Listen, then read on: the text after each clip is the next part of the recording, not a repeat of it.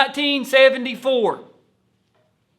My guest here today owned the 105-pound state championship on the bracket. If you would, introduce yourself. My name is Tony Harris. Tony Harris. Now, you have been mentioned in just about every video for Christian County and Hopkinsville wrestlers. You're one of the pillars of the Hopkinsville Christian County Wrestling Foundation. And before we talk about your wrestling career, I think needs to be said your military service. You were retired from the Marines, correct? Correct. And what was your rank? E6 Staff Sergeant. And I think that plays a big part in the development that you had, the impact you had on a lot of these young men's life and their dedication to the sport of wrestling. So thank you for your service in the Marines, but also I think that your military career had such a great impact, and the results are in as they say, the proof is in the pudding. You brought this today. This is Hopkinsville. We're going to show a picture of it. I don't want to cover his face up. I'll cover mine up. This is Hopkinsville, bunch of their state champions, bunch of 3-timers, 2-timers, people like Miguel, Livingston, Willie, all these names, Hank Penner, all these names that from the past that you guys have seen videos on, and you had a direct hand in that. So let's talk though about your 1974 state championship season. Now you placed, I think it was 3 years prior to that. Yes. And 1974, you finally get to the top of the podium. Let's go over it real quick. First round, you wrestle Greg Stone from Boone County. It says you win by a fall, but it does not have the time. I'm sorry, it just does not have it. Then you go on to wrestle Tom Lombard from Trinity. You win that by a 4-3 decision. In the semifinals, you wrestle Chris Horton from Westport. That is in Louisville. That school consolidated. You win that by a 13-6 decision. And then in the finals, you wrestle Kevin Hall from Fern Creek. Now, unfortunately, I tried, I called, I contacted libraries, archives, I called Fern Creek, I called Hopkinsville High School. They did not have the video of it. I'm sorry. They just don't have it. But you win a 3-2 decision. So kind of walk us through, how does a young Tony Harris find wrestling? That was a story in itself. Okay, well, that's why we're here. I was only, at the time, when I started wrestling, I only weighed 96 pounds. Okay.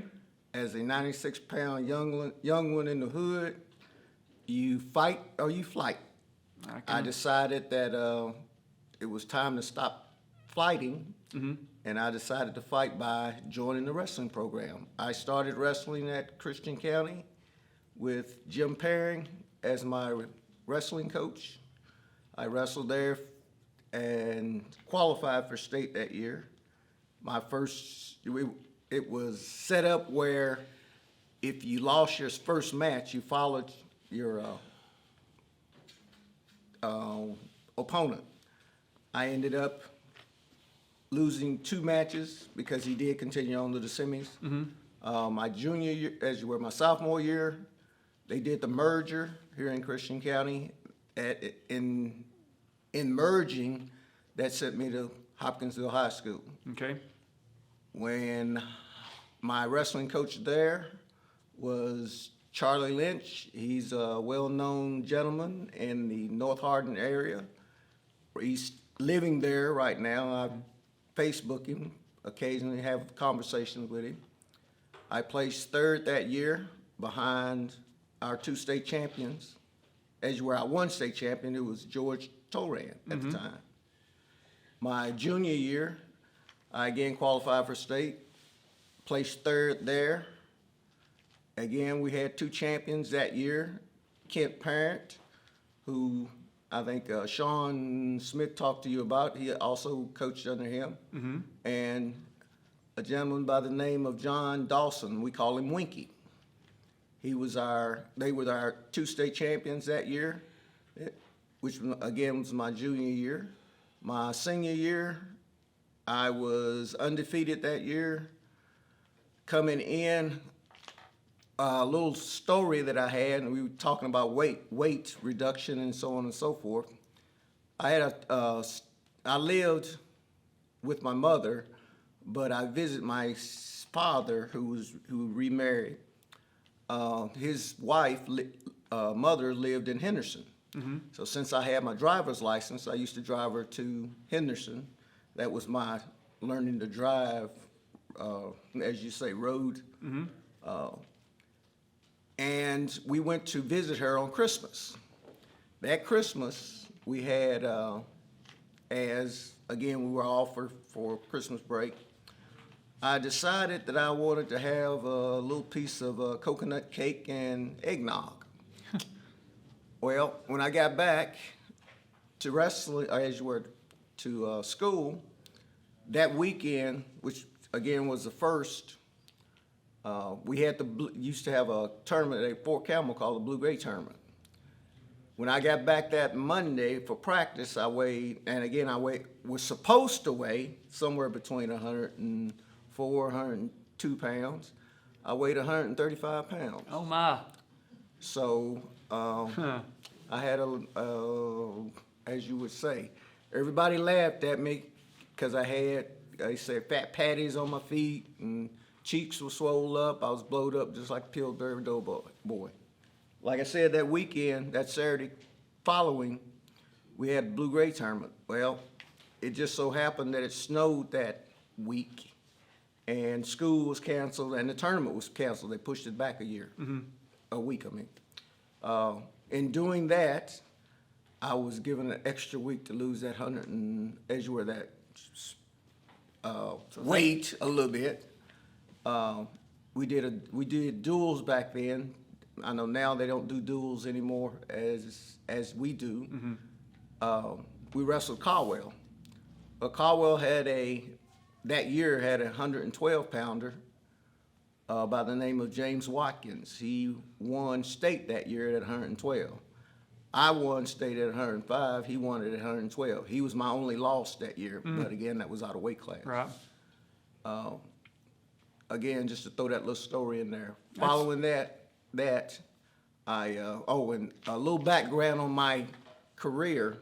I wrestled a gentleman from our region every year at the state tournament from my sophomore to senior year. His name was Kurt Jones. His brother's Dixie Jones. Dixie Jones used to be the football coach at Trigg County. He was also the wrestling coach there. He was my competition all my 3 years in wrestling. When I placed third my junior and sophomore year, he placed fourth. Okay. And when I won it, he placed third. He won third place. And when I won it, and placed first place. That's now. You wrestled at Hoptown. Hoptown has 3 team state titles: 85, 86, 1992. Christian County. We know you've been an assistant coach there for years. I think they won in 88, if I'm not mistaken. Is that the right year? 88, yes, sir. 88? And 87, 88. 87, okay. You had a hand in that. I don't know how many people, kids' lives, young men's life now that you impacted. Let's kind of talk about wrestling in the 70s, because you dropped some knowledge yesterday that I didn't know, and I'm sure a lot of people don't know. We done the video with George and with Mr. Clarkson showing how you guys started on the 10-foot circle. Check.